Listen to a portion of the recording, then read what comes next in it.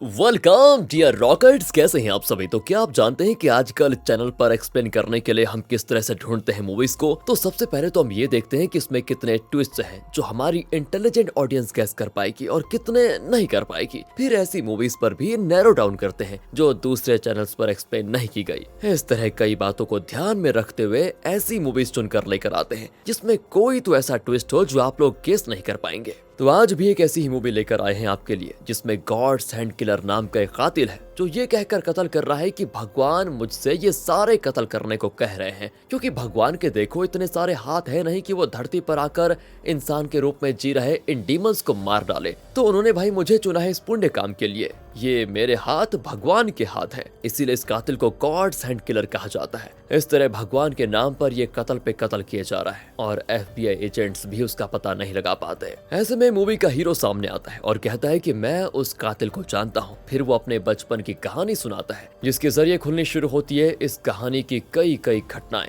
यानी कि ट्विस्ट्स। और आखिर में जब हमें पता लगता है कि गॉड्स हैंड किलर कौन है और वो ये कत्ल क्यों कर रहा है, तो सच मानिए दोस्तों तोते उड़ जाएंगे आपके, क्योंकि मूवी देखकर तो हमारे भी तोते उड़ गए थे। तो आइए देखते हैं 2001 में रिलीज हुई ये साइकोलॉजिकल हॉरर मूवी जिसका नाम है फ्रेलिटी। मूवी की शुरुआत में कुछ न्यूज़पेपर कटिंग्स को दिखाते हैं जिसमें गॉड्स हैंड किलर नाम के एक सीरियल किलर के बारे में खबर छपी होती है। उसने अब तक 6 कत्ल किए हैं लेकिन आज तक एक भी लाश नहीं मिली और ना ही कातिल पकड़ा गया। और क्राइम सीन पर हर बार एक नोट मिलता है जिसमें कातिल ने लिखा होता है मैंने ये कत्ल भगवान के कहने पर किया है। ऐसे हालात में एक FBI एजेंट को दिखाते हैं जिसका नाम है विजली। उसे आधी रात को ऑफिस बुलाया गया है और वो मामले की संगीनता को समझकर तुरंत अपने ऑफिस आ जाता है। ऑफिस के बाहर एक एम्बुलेंस खड़ा हुआ है। अंदर एक ऑफिसर विजली को बताता है कि एक आदमी एम्बुलेंस में आया था और कहता है कि सिर्फ आप ही उससे बात करेंगे क्योंकि आप गॉड्स एंड किलर का केस इन्वेस्टिगेट कर रहे हैं ना, इसीलिए। विजली हैरान होकर उस आदमी से मिलने जाता है कि कौन है जो सिर्फ मुझसे ही बात करने के लिए आया हुआ है। वो आदमी अपना नाम फेंटन बताता है। इससे पहले कि विजली उससे कुछ पूछता, वो टेबल पर रखी एक फोटो उठाकर देखने लगता है और पूछता है कि क्या ये आप और आपकी माँ है। पर विजली कहता है कि बिना परमिशन के किसी की चीजों को छूना गलत आदत है। ये कहकर वो फोटो ले लेता है। इस पर फेंटन कहता है कि मैं बहुत देर से आपका वेट कर रहा था। उसी बीच इस फोटो को देख लिया। खैर वैसे मैं आपसे इसीलिए मिलने के लिए आया क्योंकि आप जिस गॉड्स हैंड किलर को ढूंढ रहे हैं उसे मैं अच्छी तरह जानता हूँ। वो मेरा छोटा भाई एडम है। पर विजली को विश्वास ही नहीं होता क्योंकि FBI कई सालों से उस कातिल को ढूंढ रहा है और आज अचानक एक आदमी आकर कह रहा है कि वो मेरा भाई है। विजली पूछता है कि तुम्हारे पास सबूत क्या है कि तुम्हारा भाई ही गॉड्स हैंड किलर है। वो है कहाँ पर वैसे। यहाँ फेंटन 2 दिन पहले हुई बात बताता है जब उसके छोटे भाई एडम का कॉल आया था और उसने कहा था कि अब मुझसे और बर्दाश्त नहीं होगा। दुनिया में डीमंस की संख्या बढ़ती जा रही है। मैं और डीमंस को नहीं मार पाऊंगा, इसलिए मैं खुदकुशी कर रहा हूँ। पर मेरे मरने के बाद तुम मुझे उसी रोज गार्डन में दफना देना जहाँ तुमने मुझे प्रॉमिस किया था। ये कहकर उसने कॉल काट दिया था। एडम ने जिस कमरे में गन से खुद को शूट किया था वहाँ दीवार पर उसके द्वारा किए गए कत्लों की प्लानिंग, नोट्स वगैरह सब कुछ चिपकाए हुए थे। और इस तरह फेंटन आगे बताता है कि इस तरह मेरे भाई ने मुझे कॉल करने के बाद खुद को शूट कर लिया। वही गॉड्स हैंड किलर है जिसे आप कई सालों से ढूंढ रहे हैं और उसी ने सारे कत्ल किए हैं। लेकिन प्रॉब्लम यह होती है कि फेंटन की बात अभी भी विजली की पकड़ में नहीं आती। उसे फेंटन पर शक होता है। अब उसकी बात को क्रॉस चेक करने के लिए वो फेंटन के टाउन के शरीफ को कॉल करके फेंटन के बारे में डिटेल्स मांगता है। वहाँ पे एक औरत बताती है कि हाँ, फेंटन अपने भाई एडम की लाश को एक एम्बुलेंस में लेकर गया था। हम कब से उसे ढूंढ रहे हैं, क्या वो वहाँ पर है। अब विजली को फेंटन की बात पर यकीन हो जाता है लेकिन एम्बुलेंस में कोई लाश नहीं होती दोस्तों। तो विजली वापस कमरे में आकर पूछता है कि तुम्हारे भाई की लाश है कहाँ पर और उसने तुम्हें अपनी लाश को रोज गार्डन में दफनाने के लिए क्यों कहा था और तुमने उससे वादा कब किया था कि मैं तुम्हारी लाश को वहीं दफनाऊंगा। फेंटन ने जैसे उसके सवाल को सुना ही नहीं, वो उल्टा विजली से कहता है कि आपकी आंखें हूबहू आपकी माँ की आंखों से मिलती हैं। वैसे आपने यही फोटो अपने टेबल पर क्यों रखी है बताओ। तो विजली चिढ़कर कहता है कि जो सवाल पूछा जाए सिर्फ उसी का जवाब तो समझे, उल्टे सीधे सवाल मत करो। तो साफ साफ बताओ तुमने अपने भाई को यह प्रॉमिस क्यों किया था कि उसके मरने पर तुम उसे रोज गार्डन में दफनाओगे। और अब यहाँ से दोस्तों ध्यान से सुनना, ठीक है। अब यहाँ से फेंटन अपनी कहानी बताता है कि यह सब 1979 में शुरू हुआ था और फ्लैशबैक में दिखाते हैं कि उस वक्त बड़ा लड़का फेंटन यानी जो फिलहाल विजली को कहानी सुना रहा है, वो और उसका छोटा भाई एडम दोनों हमेशा साथ ही घूमते थे। बड़ा प्यार था दोनों में। एडम को जन्म देकर इनकी माँ चल बसी थी और उसके बाद से दोनों बच्चों को उनके पापा संभालते थे। जिनका एक मैकेनिक शेड था। इनका घर बड़ा खूबसूरत था और एक रोज गार्डन के ठीक पीछे इनका घर हुआ करता था। ये दोनों रोज उस गार्डन को क्रॉस करके ही अपने घर जाते थे और उस गार्डन से गुजरना दोनों को बहुत ही अच्छा लगता था। दोनों बहुत ही अच्छे बच्चे थे और पापा के घर लौटने से पहले खाना भी बना कर रखते थे। और पापा ऐसे कि दोनों को इतना प्यार करते थे कि इन्हें माँ की कमी कभी महसूस ही नहीं होने दी। खुशियों से भरी थी इनकी पूरी लाइफ। ऐसे में इनकी खुशी पर पानी फिरने लगा एक रात को, जब उनके पापा ने दोनों भाइयों को जगाया।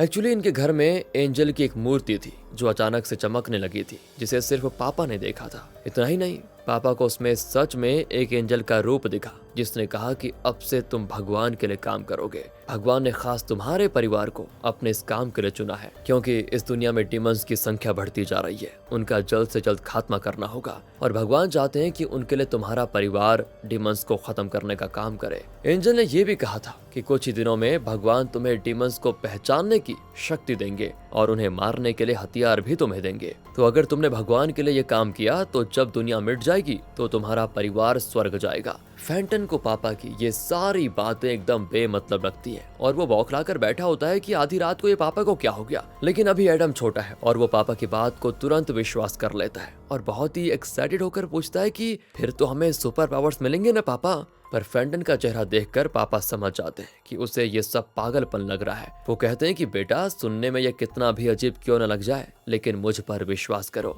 एंजल ने मुझे ये सब बताया है तो हमें भगवान का ये काम करना ही होगा और जब दुनिया मिट जाएगी तो हम स्वर्ग जाएंगे और तुम्हारी माँ के साथ वहाँ बहुत खुश रहेंगे। फैंटन हक्का बक्का बैठा रहता है। जैसे तैसे रात बीत जाती है, लेकिन फैंटन का कंफ्यूजन दूर नहीं हुआ। अगली सुबह उसे सब कुछ नॉर्मल लगता है। पापा रोज की तरह दोनों को स्कूल ड्रॉप करने आते हैं। कल रात के बारे में कोई कुछ नहीं कहता। फिर फैंटन सोच लेता है कि शायद कल रात मैंने कोई बुरा सपना देखा होगा, मैं पापा को गलत समझ बैठा। अब उसे थोड़ी तसल्ली होती है। स्कूल भी आ जाता है और दोनों नीचे उतरते हैं तो पापा कहते हैं कि बेटा, कल रात जो मैंने तुम दोनों से कहा था उसके बारे में किसी को मत बताना, ओके? एडम तो मजे से कहता है कि नहीं बताऊंगा पापा। लेकिन पापा की बात को सुनकर फैंटन एकदम से फ्रीज होकर खड़ा रह जाता है। सारा का सारा दिन वो क्लास में बैठे बस यही सोच रहा होता है कि कहीं पापा पागल तो नहीं हो गए, वरना ऐसी बहकी बहकी बातें क्यों करने लगे। पर पापा जो कह रहे थे वो सच नहीं हो सकता, ये सोचकर वो खुद को तसल्ली देने लग जाता है। दूसरी ओर पापा को दिखाते हैं जो देखते हैं कि एक घर के ऊपर सूरज की रोशनी पड़ती है और ऐसा लगता है कि उन्हें कोई इशारा दिया जा रहा है। पापा उस घर के पास जाते हैं तो घर में एक कुल्हाड़ी और एक जोड़ी ग्लव्स रखा होता है।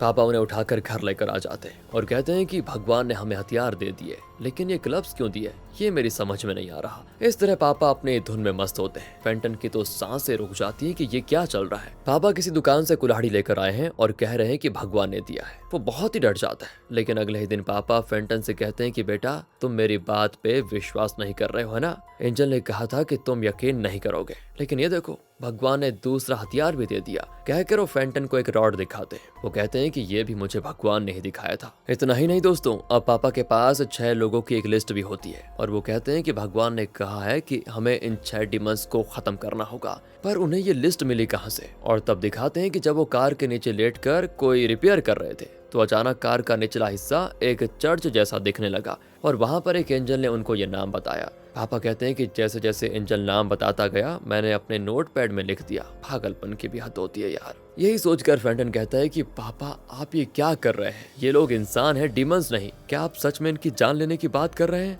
ये गलत है पापा। पर पापा कहते हैं कि बेटा, एक बात तो समझ लो, ये कत्ल नहीं है, भगवान की सेवा है ये सेवा। भगवान ने जो काम दिया है उसे हम करने जा रहे हैं, इसमें बुराई क्या है? और एंजल ने मुझे ये भी बताया कि वो ग्लव्स किसके लिए दिए गए हैं। जब मैं वो ग्लव्स पहन लूंगा तो मेरे हाथ भगवान के हाथ माने जाएंगे और जब मैं अपने हाथों से किसी को टच करूंगा तो मुझे पता चल जाएगा कि वो डीमन है या नहीं और उसने कौन कौन से बुरे काम किए हैं वो सब मुझे पता चल जाएगा, जिसके लिए मुझे उसको सजा देनी होगी। भगवान ने मुझे ऐसी शक्ति दे दी है। फैंटन की समझ में नहीं आता कि अब वो क्या करे, कैसे अपने पापा को सही बात बताए। वो घर छोड़कर भाग जाना चाहता है, लेकिन उसे पापा की फिक्र भी होती है कि पापा कहीं कोई बुरा कदम न उठा ले, इसीलिए वो घर से नहीं भागता। इसी बीच एडम एक लिस्ट लेकर आता है और कहता है कि पापा, मुझे भी एंजल ने ये लिस्ट दिया है। असल में स्कूल में उसे जो लड़के बुली करते थे वो उनके नाम लिख कर आया था। तब पापा उसे समझाते हैं कि बेटा, इस तरह खुद से नाम नहीं लिखना चाहिए और ना ही उन्हें कोई ठेस पहुंचानी चाहिए। भगवान हमें जिन डिमंस के नाम देंगे हमें सिर्फ उन्हीं को मारना होगा। अपनी मर्जी से किसी को मार डालना कत्ल होता है। फेंटन को लगा कि पापा तो पागल ही हो गए, वो एडम को भी पागल करके छोड़ेंगे। एक दिन तो वो पुलिस स्टेशन तक पहुंच जाता है, लेकिन अपने छोटे से परिवार को मुसीबत में नहीं डालना चाहता, खासकर एडम को। उस रात वो एडम से कहता है कि यार पापा की बात मत मान, वो पागल हो गए, चल एक काम करते हैं, हम दोनों कहीं भाग जाते हैं। पर एडम बहुत ही छोटा है, वो तो आंखें बंद करके अपने पापा पर बिलीव करता है। वो उल्टा फेंटन से कहता है कि भाई मुझे भी डिमंस को देखने की शक्ति मिल गई है, देखना मुझे भी एक दिन पापा की तरह एंजल दिखेगा। फेंटन सोचता है कि इसे तो समझाया नहीं जा सकता, मुझे कुछ करना पड़ेगा। लेकिन इससे पहले कि वो कोई तरकीब सोचता, उसी रात उसके पापा एक औरत के घर जाते हैं जिसका नाम उनकी लिस्ट में था। वो उस औरत का नाम पूछते हैं और कंफर्म कर लेने के बाद उसे बेहोश करके घर लेकर आ जाते हैं। एडम को पापा की सारी बातें नॉर्मल लगती हैं, लेकिन फेंटन एकदम घबराया हुआ होता है। पापा अपने बेटों के सामने भगवान के बताए हुए तरीके के अनुसार कर्म कांड जैसा कुछ करते हैं। पहले तो अपने ग्लव्स उतार देते हैं और फिर अपने हाथों से उस औरत को टच करते हैं। फिर ऐसे वाइब्रेट होने लगता है उनका शरीर मानो वो किसी के वश में हो।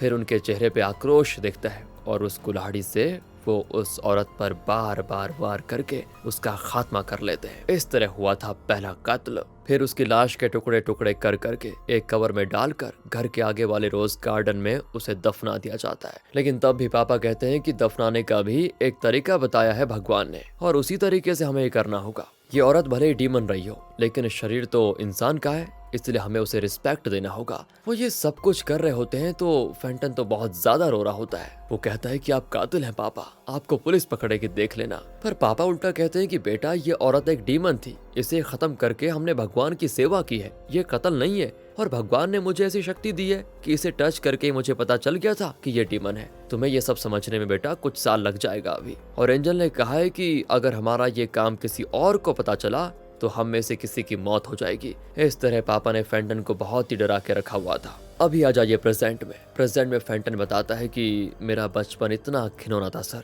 सुन लिया ना आपने। अब विजली पूछता है कि क्या तुम ये कहना चाहते हो कि तुम्हारे पापा गॉड सेंट किलर थे जिन्होंने भगवान के नाम से कत्ल का ये सिलसिला शुरू किया, और उनके बाद अब तुम्हारा छोटा भाई एडम कत्ल कर रहा है? वैसे तुम्हारे पास इन सब का सबूत है क्या? फेंटन कहता है कि सर शायद आपने मेरी कहानी ध्यान से नहीं सुनी, आपको ये कैसे पता चला कि वो गॉड सेंट किलर भगवान के नाम पे कत्ल कर रहा है? और तब विजली बताता है कि पहले तो हमें एक बॉडी मिली थी जिसका बहुत ही घिनौने तरीके से कत्ल किया गया था, और लाश के पास एक नोट भी छोड़ गया था जिस पर लिखा था भगवान के हाथों इसकी मौत हुई है। आगे भी ऐसे कई कत्ल होंगे लेकिन उनकी लाशें आपको नहीं मिलेंगी। तो विजली बताता है उसके बाद हमें 5 नोट्स मिले थे कि कत्ल हुए हैं लेकिन लाशें नहीं मिली। यहाँ दोस्तों एक बात ध्यान में रहे कि विजली उस पहले कत्ल की बात नहीं कर रहा जो फेंटन के पापा ने किया था, बल्कि रिसेंटली हो रहे कत्लों के बारे में बात कर रहा है। तो रिसेंटली कातिल ने 6 लोगों का कत्ल किया है, जिसमें से सिर्फ 1 लाश मिली है, बाकी के 5 नहीं मिले, क्योंकि उस कातिल ने साफ लिखा था कि इसके बाद होने वाले कत्लों में सिर्फ आपको नोट्स मिलेंगे,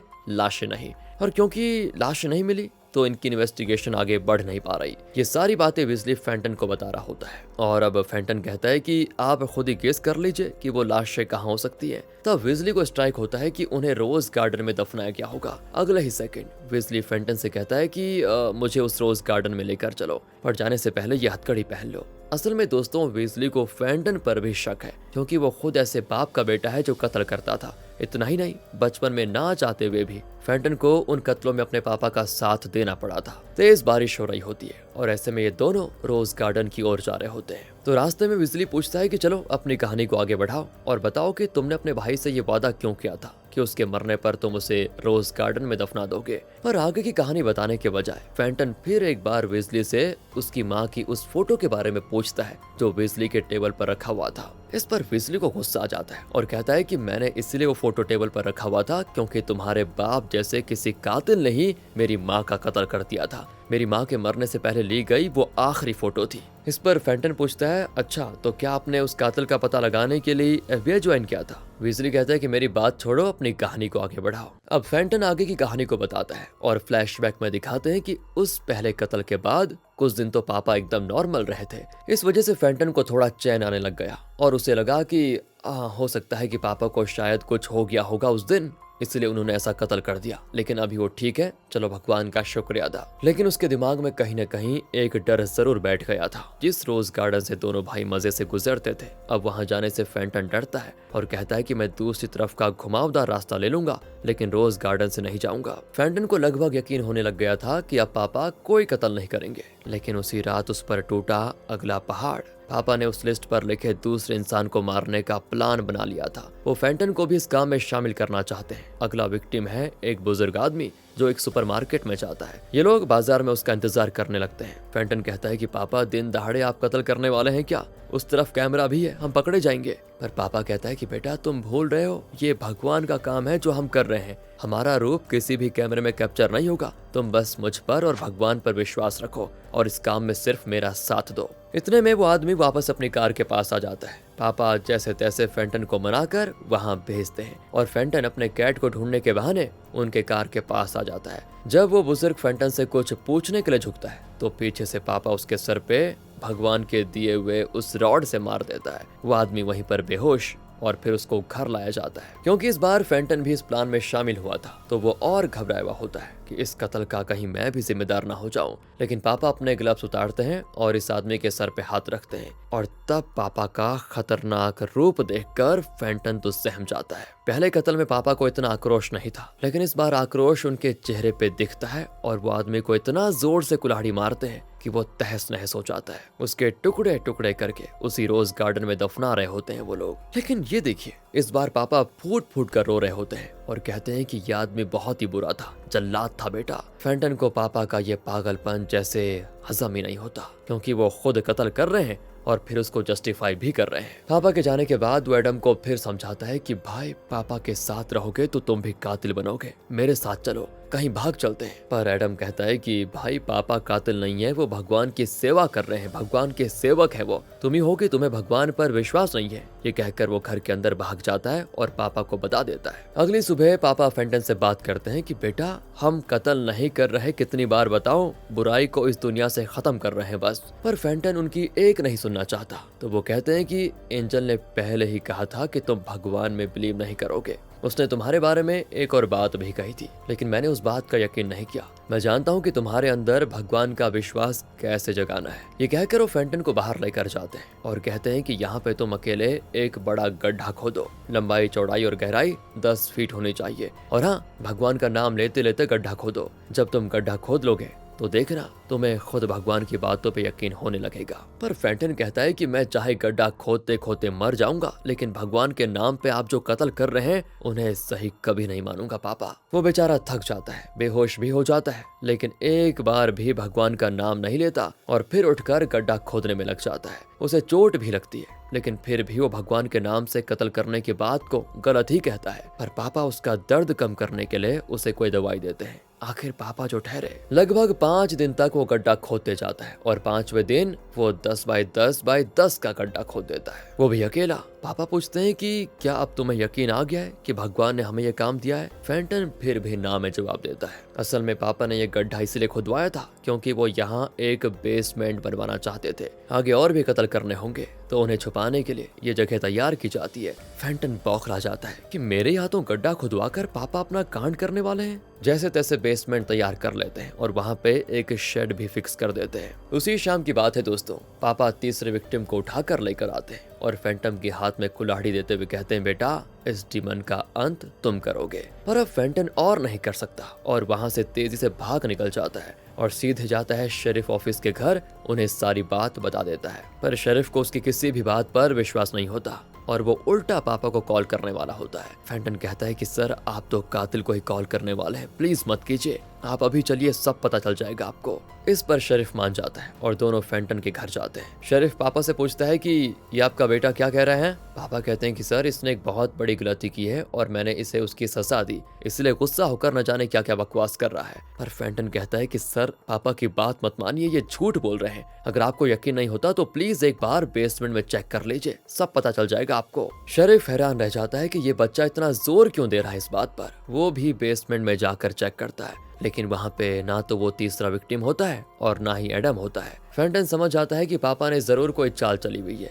और फिर शेरिफ गुस्से में कहता है कि बेटा अगर फिर कभी ऐसा मजाक किया ना मेरे साथ तो मैं सच में जेल में डाल दूंगा तुमको, समझे। ये वार्निंग देकर शेरिफ जाने वाला होता है कि फेंटन कहता है कि सर एक बार आप रोज गार्डन में चेक कीजिए, यहाँ जिस आदमी को पापा लाए थे उसे तो उन्होंने गायब करवा दिया, लेकिन वो 2 लाशें जिनके टुकड़े उन्होंने रोज गार्डन में दफनाए थे वो वहीं पर होंगे ना, चलिए वहाँ चेक कर लेते हैं। और ये सुनते ही पापा एक सेकंड भी इंतजार नहीं करते और झट से उस शेरिफ के सर पे मारकर उसकी जान ले लेते हैं, क्योंकि अगर शेरिफ रोज गार्डन गया तो उसे सब पता चल जाएगा। शेरिफ को भी रोज गार्डन में ही दफना दिया जाता है, लेकिन अब पापा चीखने चिल्लाने लगते हैं कि बेटा तुमने मुझे कत्ल करने पे मजबूर कर दिया था। फेंटन भी खूब चिल्लाता है कि पापा आप पागल हो गए हो, अब तक आपने जो किया है वो भी कत्ल है और अभी ये जो किया है ये भी कत्ल है, इसमें कोई फर्क नहीं। पर पापा रोने लग जाते हैं कि बेटा आज तक जो किया वो भगवान ने करवाया और वो भी डीमंस को मारा था हमने, लेकिन ये देखो आज मेरे हाथों एक इनोसेंट आदमी की जान चली गई सिर्फ तुम्हारी वजह से।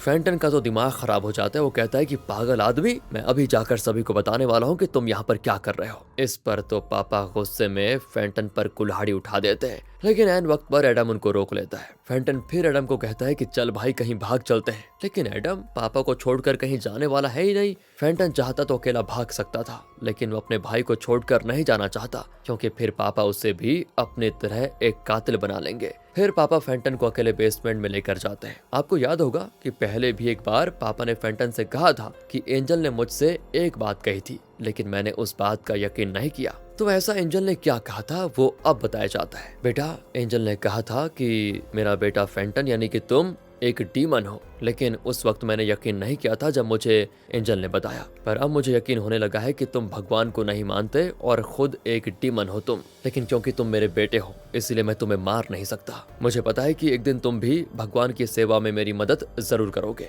और जब तक तुम्हें भगवान पे विश्वास नहीं हो जाता तुम्हें मैं इसी बेसमेंट में बंद करने जा रहा हूँ। कहकर वो फेंटन को बेसमेंट के अंदर डालकर दरवाजा बंद कर देते हैं। फेंटन अंदर चिल्लाता है, लेकिन पापा अपने फैसले पर अड़े रहते हैं और फेंटन को खाना तक नहीं देते। लेकिन एडम उसे पानी देने आता है और कहता है कि भैया तुम पापा की बात मान क्यों नहीं लेते। फेंटन भी कहता है कि भाई तुम छोटे हो, कुछ नहीं समझते अभी, चाहे कुछ भी हो जाए लेकिन मैं पापा की बात को कभी नहीं मानूंगा। इस तरह 3 दिन बीत जाते हैं दोस्तों, और फेंटन भूखे पेट पड़ा रहता है। भूख के मारे उसको कई भ्रम होते हैं, एकदम से बेहोश हो जाता है बेचारा। ऐसे घिनौने दिन देखे थे फेंटन ने अपने बचपन में। एडम उसे पानी देने आता है तो उसकी हालत देखकर घबरा जाता है और फिर पापा को ही लेकर आ जाता है। पापा तो रोने लग जाते हैं कि तुम भगवान पर विश्वास क्यों नहीं कर रहे बेटे। और तब फेंटन कहता है कि पापा मैंने भगवान को देख लिया। लगता है दोस्तों वो डर गया था कि अगर एक और दिन वो भूखा रहा तो मर जाएगा, इसीलिए ना चाहते हुए भी वो पापा की हाँ में हाँ मिला देता है। अपने बेटे के मुंह से ये सुनकर पापा बड़े खुश होते हैं और उसे तरह तरह का खाना बना कर देते हैं। वो बेचारा भी भूख के मारे दबा के खाता है। पर एडम फेंटन से पूछता है कि भैया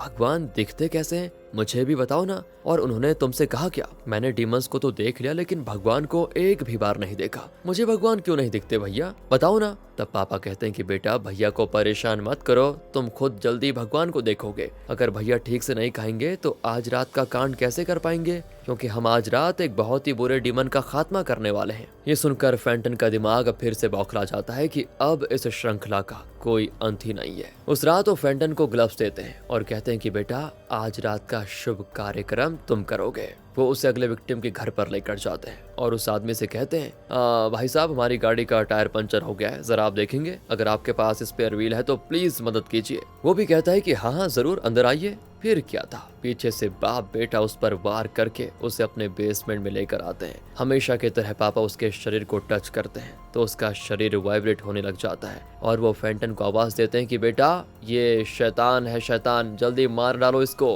कहकर वो कुल्हाड़ी फेंटन के हाथ में देते हैं। विक्टिम डरकर फेंटन को देखता है और फिर पापा को। फेंटन 1 सेकंड के लिए सोचता है और कुल्हाड़ी उठाकर जोर से काट डालता है। नहीं, उस विक्टिम को नहीं बल्कि अपने पापा को। फेंटन ने फैसला कर लिया था कि आज के बाद पापा के हाथों एक भी कत्ल नहीं होना चाहिए, इसीलिए उसने पापा के सीने में कुल्हाड़ी उतार दी, उन्हें मार डाला। लेकिन मरने से पहले हुआ ये कि पापा एडम को अपने पास बुलाकर उसके कान में कुछ कह देते हैं। पापा के मरने से एडम को गहरा सदमा पहुंच जाता है, क्योंकि वो पापा की हर बात पे विश्वास करता था। दूसरी ओर फेंटन को दिखाते हैं जो उस विक्टिम को बचाने चाहता है, लेकिन उसे देखकर नीचे पड़ा विक्टिम घबराने लग जाता है और तब पता चलता है कि वो फेंटन को नहीं, एडम को देखकर डर रहा था, क्योंकि वो कुल्हाड़ी उठाकर विक्टिम के सर पे दे मारता है। जो काम पापा अधूरा छोड़कर चले गए थे वो काम अब एडम ने पूरा कर दिया और अब दोनों भाई मिलकर पापा और उस विक्टिम दोनों की लाशों को जैसे तैसे लाकर उसी रोज गार्डन में दफना देते हैं। वेल दोस्तों, प्रेजेंट में आ जाइए। ये सारी बातें बताकर अब प्रेजेंट में फेंटन कहता है, ऐसा था हमारा बचपन। जो काम पापा ने अधूरा छोड़ा उसे आज तक मेरा छोटा भाई एडम कर रहा है। आखिर वो रोज गार्डन पहुंच जाते हैं और फेंटन विजली को बेसमेंट की ओर लेकर जा रहा होता है। पर इसी बीच विजली पूछता है कि कहानी तो ठीक है, लेकिन तुमने ये नहीं बताया कि तुमने अपने भाई से ये वादा कब किया था कि तुम उसे रोज गार्डन में ही दफनाओगे। असल में उस दिन जब फेंटन और एडम ने अपने पापा और विक्टिम को दफनाया था, तब एडम ने फेंटन से कहा था कि अगर एक दिन मैं मर गया भाई तो प्लीज मुझे इसी रोज गार्डन में पापा के पास ही दफना देना। लेकिन यहाँ पे फेंटन बताता है उस दिन उसने मुझे प्रॉमिस किया था कि वो मुझे रोज गार्डन में दफनाएगा। लेकिन यहाँ पर देखो दोस्तों, फेंटन क्या बताता है। वो बताता है कि उस दिन एडम ने मुझे प्रॉमिस किया था कि वो मुझे रोज गार्डन में दफनाएगा। ये सुनकर विजली चौंक जाता है और पूछता है, तुमने तो कहा था कि तुमने अपने छोटे भाई एडम से वादा किया था कि तुम उसे रोज गार्डन में दफनाओगे, और अब तुम कह रहे हो कि उसने तुम्हें वहां दफनाने का वादा किया था। ये क्या है? इस मोड पे दोस्तों ये कहानी बड़ी कंफ्यूजिंग लग रही है और यहाँ पर कहानी का एक बड़ा ट्विस्ट सामने आता है और फेंटन विजली से कहता है कि हाँ सर, आपका कंफ्यूजन होना एकदम जायज है, लेकिन अगर आपको पता चले कि जो आदमी अब तक आपको कहानी सुना रहा था वो फेंटन नहीं एडम है, तब तो कहानी एकदम क्लियर हो जाएगी ना सर आपको। ये सुनकर दोस्तों हमारी तरह विजली भी शॉक हो जाता है। यस, इतनी देर से जो कहानी सुना रहा था वो बड़ा भाई फेंटन नहीं बल्कि छोटा भाई एडम है, और वो पूरी प्लानिंग करके विजली को रोज गार्डन में लेकर आया। विजली घबराहट के मारे कांपने लग जाता है। और अब आप कह रहे होंगे कि रॉकर भाई ये वाला ट्विस्ट तो हम पहले गैस कर चुके थे, तो आप जैसी स्पेशल ऑडियंस के लिए ये रहा अगला ट्विस्ट। तो अगर एडम कहानी सुना रहा था और उसी ने सारे कत्ल भी किए थे, तो फिर बड़े भाई फेंटन का क्या हुआ, वो कहां पर है? यहाँ पर खुलता है एक और मेजर ट्विस्ट। अब फ्लैशबैक में फेंटन को दिखाते हैं जिसके कमरे में कई कत्लों की प्लानिंग की गई थी। नोट्स वगैरह दीवार पर चिपके होते हैं, मतलब फिलहाल जो कत्ल हो रहे हैं वो सारे कत्ल फेंटन कर रहा था और FBI जिस कातिल को ढूंढ रहा है वो फेंटन है। हाँ, जरा कंफ्यूजिंग हो गया यार, चलिए क्लियर कर लेता हूँ। मान लेते हैं पापा के मरने के बाद भगवान की सेवा के तौर पर एडम उन इंसानों को मारने लगा जिन्हें भगवान डीमन बताते हैं। ओके, वो बात तो हो गई एक तरफ, लेकिन उस रात इन दोनों भाइयों ने पापा और विक्टिम की लाशों को दफनाया और फिर पुलिस में कंप्लेंट की थी कि पापा लापता हो गए हैं। उस केस में दोस्तों पुलिस पापा का पता नहीं लगा पाई और वो केस क्लोज कर दिया गया था। उसके बाद दोनों भाइयों को अलग अलग अनाथालय में भर्ती कर दिया गया। वहीं दोनों बड़े हुए। जब एडम जवान हुआ तो वो अपने पापा के बताए हुए रास्ते पे चला और डीमंस का खात्मा करने लगा। लेकिन दूसरी ओर फेंटन, जिसने बचपन में अपने पापा के किए हुए कत्लों को देखा और खुद पापा को मार डाला, वो मानसिक तौर पर बहुत ही डिस्टर्ब हो गया और एक बन गया साइको कातिल। उसने जो कत्ल किए थे उन्हीं के बारे में FBI इन्वेस्ट कर रहा था, लेकिन एडम ने जो कत्ल किए उनके बारे में FBI को तो क्या, पुलिस को भी पता नहीं चला, क्योंकि उसने उन सारी लाशों को रोज गार्डन में दफना डाला था। तो इस तरह एक तरफ फेंटन साइको कातिल बना तो दूसरी ओर एडम भगवान के नाम पे कुछ इंसानों को डीमन समझकर उनका कत्ल कर रहा था। क्लियर दोस्तों? लेकिन अब जैसे कि ये सारे ट्विस्ट्स काफी नहीं थे, यहाँ पर आता है एक और ट्विस्ट। मरने से पहले पापा ने एडम से क्या कहा था कान में, पता है? असल में एंजल ने पापा से ये कहा था कि फेंटन बड़ा होकर एक डीमन बनेगा, लेकिन पहले तो पापा को इस बात पर यकीन नहीं हुआ था, लेकिन फिर उन्हें पता चल गया था कि फेंटन बड़ा होकर बनेगा डीमन और कत्ल भी करेगा। और मरने से पहले उन्होंने एडम के कान में ये कह दिया था कि बेटा तुम्हारा भाई बड़ा होकर डीमन बनेगा और तब तुम्हें वो कर्तव्य निभाना होगा जो मुझे निभाना चाहिए था। आपको याद होगा दोस्तों, कहानी में पापा ने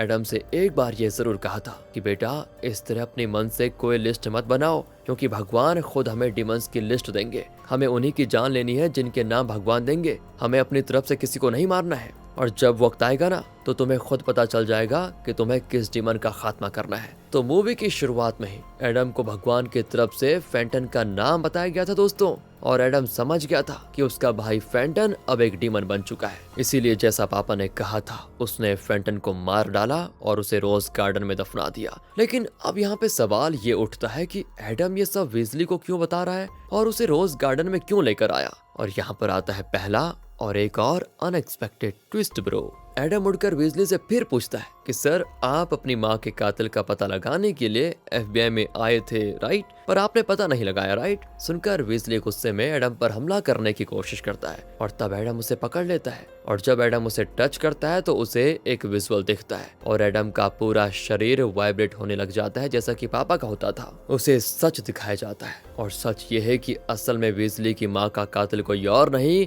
खुद वीजली है। हाँ दोस्तों, यहाँ तो हमारा सर चकराने लग गया क्योंकि यहाँ तक हमें ये लगा कि फेंटन और एडम के पापा पागल थे, साइको थे और इसलिए भगवान के नाम से कत्ल कर रहे थे। लेकिन पापा की हर बात सच्ची थी और सच में उनके पास ऐसी शक्ति थी कि वो इंसान के रूप में जी रहे डीमंस को टच करके पता लगा सकते थे कि ये क्या क्या करता है। मतलब उनके पास्ट को देख पाते थे और उन्होंने जो भगवान और एंजल की बातें कही थी वो भी सच थी। उनकी शक्ति एडम को मिली थी और इसीलिए वीजली को टच करते ही उसका पास्ट एडम को दिखाया गया। वीजली भी दोस्तों एक डीमन है जिसका नाम एडम की लिस्ट में था क्योंकि वीजली ने जायदाद के लिए अपनी माँ का कत्ल कर दिया था। और फिर अब एडम वीजली की जान लेने की प्रक्रिया शुरू कर देता है, उसे गड्ढे में धकेल देता है। पर वीजली कहता है कि मेरी जान लोगे तो तुम बच नहीं पाओगे। तुम जब मेरे ऑफिस में आए थे तो मेरे कॉलीग्स ने तुम्हें देख लिया था और वहाँ के कैमरे में भी तुम्हारी रिकॉर्डिंग हो चुकी होगी, तुम बच नहीं पाओगे। लेकिन यहाँ पर एडम हंसता है और अपने पापा की बात को दोहराता है कि ये कत्ल नहीं, भगवान की सेवा है। ये समझो कि ये भगवान कर रहे हैं, मेरे हाथों के जरिए भगवान ये काम कर रहे हैं, इसीलिए ना मैं किसी कैमरे में रिकॉर्ड होऊंगा और ना ही किसी को मेरा चेहरा याद रहेगा। ये कहकर वो फाइनली वीजली को मार डालता है। और यहाँ पता चलता है कि पूरी कहानी में हम एडम के पापा को पागल समझ रहे थे अभी तक, लेकिन असल में अपने विक्टिम को जब वो टच करते थे तो उन्हें उनके पास्ट के काम दिखाई देते थे जो कि उन्हें भगवान की दी हुई शक्ति से होता था। उनकी पहली विक्टिम थी एक औरत जिसे टच करते ही उन्हें पता चल गया था कि उस औरत ने पैसों की खातिर अपने पति का कत्ल करवा दिया था। अगला विक्टिम था एक बुजुर्ग आदमी जिसे मारकर पापा बहुत ही रोए थे कि ये इंसान नहीं जल्लाद था। असल में दोस्तों वो बुजुर्ग आदमी छोटे बच्चों को किडनैप करता था और फिर उन्हें अब्यूज करके मार डालता था। इस तरह पापा का हर विक्टिम एक डीमन था और ऐसे डीमंस का खात्मा करने के लिए भगवान ने इनके परिवार को चुना था। तो अब पापा की वही शक्ति एडम को मिली है और उसकी लिस्ट में आखिरी डीमन था वीजली, जिसकी जान लेने के बाद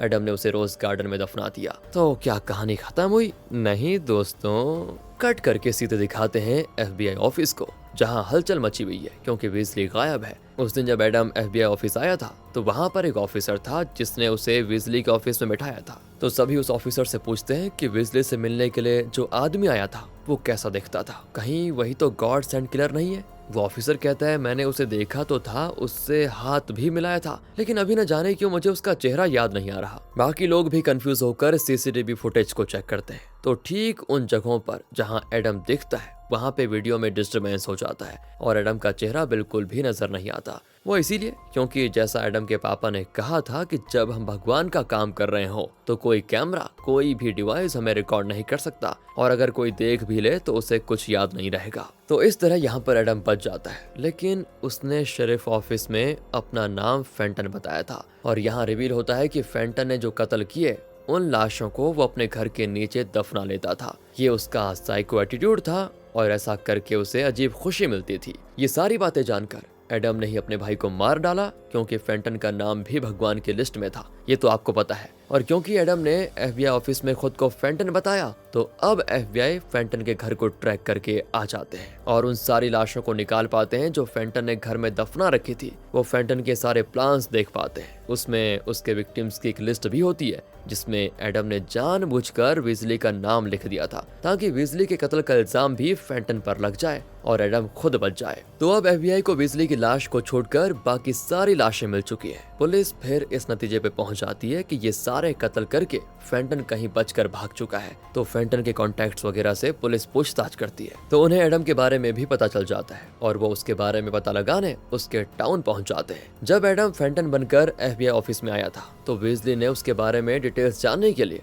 उसके टाउन के शरीफ ऑफिस को कॉल किया था। तो अब FBI वाले उसी शरीफ ऑफिस में जाते हैं और वहाँ एक स्टाफ से कहते हैं कि हमें आपके शरीफ से मिलना है। यहाँ पर आता है दोस्तों एक धुआंधार ट्विस्ट, क्योंकि उस टाउन का शरीफ कोई और नहीं एडम है। आपको याद होगा कि जब वेजली ने फेंटन के बारे में शरीफ ऑफिस को कॉल किया था तो इस औरत ने बताया था कि फेंटन अपने भाई की बॉडी को एम्बुलेंस में लेकर गया असल में ये औरत कोई और नहीं एडम की वाइफ है। और तब एडम शेरिफ के यूनिफॉर्म में आता है बाहर। FBI ऑफिसर पूछता है क्या आप ही का भाई था फेंटन है? लेकिन एडम तो पूरी सेटिंग कर चुका था। वो कहता है कि हाँ वो मेरा भाई है, लेकिन बचपन में हम दोनों अलग हो गए थे। उसके बाद मेरी लाइफ अलग हो गई और उसकी लाइफ अलग। तो FBI ऑफिसर कहता है कि उसने कई कत्ल किए हैं और हमारे सीनियर ऑफिसर विजली का भी उसने कत्ल किया है। हमें कैसे भी करके उस फेंटन को ढूंढ निकालना होगा। एडम भी कहता है कि ठीक है, मैं आपकी पूरी मदद करूंगा और आपको उसका होलिया बखूबी बता सकता हूँ मैं। ये कहकर फेंटन उस ऑफिसर के साथ हाथ मिलाता है और उसका हाथ टच करके एडम कहता है कि आप अच्छे इंसान मालूम होते हैं। मतलब भगवान की दी हुई शक्ति से एडम को पता चल जाता है कि ये ऑफिसर बहुत ही अच्छा इंसान है। पर इस ऑफिसर को तो याद ही नहीं है कि इसने एडम को एक बार ऑफिस में देखा था। पर क्या करें, भगवान की शक्ति की वजह से वो भूल गया ना। वो भी थैंक यू कहकर चला जाता है। जब तक एडम को भगवान की तरफ से डीमंस का अगला लिस्ट नहीं मिलता, वो एक नॉर्मल शेरिफ बनकर इस टाउन में रहेगा। और जब डीमंस की लिस्ट मिलेगी तो वो एक एक करके उन डीमंस को खत्म कर डालेगा। फिलहाल उसकी वाइफ प्रेग्नेंट है, तो जल्द ही उसका एक परिवार भी हो जाएगा और शायद ये परिवार मिलकर भगवान के लिए फिर काम करेगा और इंसान के रूप में धरती पर जी रहे सारे डीमंस का खात्मा करेगा। इसी खतरनाक संदेश के साथ ये मूवी यहाँ पर खत्म होती है। शुरू से इस मूवी में हमें ऐसा लगा जैसे एडम के पापा की सारी बातें अंधविश्वास है और वो एक साइको थे जो कत्ल पे कत्ल किए जा रहे थे। लेकिन यही था दोस्तों मूवी का पहला ट्विस्ट, क्योंकि भगवान से बात करना, भगवान की तरफ से एंजल का पापा से बात करना और उनके हाथों डीमंस का खात्मा करवाना, ये सब सच था। हाँ, अब आपकी बारी। आप बताइए आपको ऐसी खतरनाक और अनएक्सपेक्टेड ट्विस्ट वाली मूवी देखना कितना ज्यादा पसंद है। उसके आधार पर हम ऐसी और भी मूवीज आपके लिए ढूंढ कर लेकर आएंगे। बाकी हमें उम्मीद है आपको वीडियो अच्छी जरूर लगी होगी। एक्सप्लेनेशन कैसा लगा बता दीजिए। मिलते हैं आपसे अगली वीडियो में। ध्यान रखेगा अपना। Thanks for watching.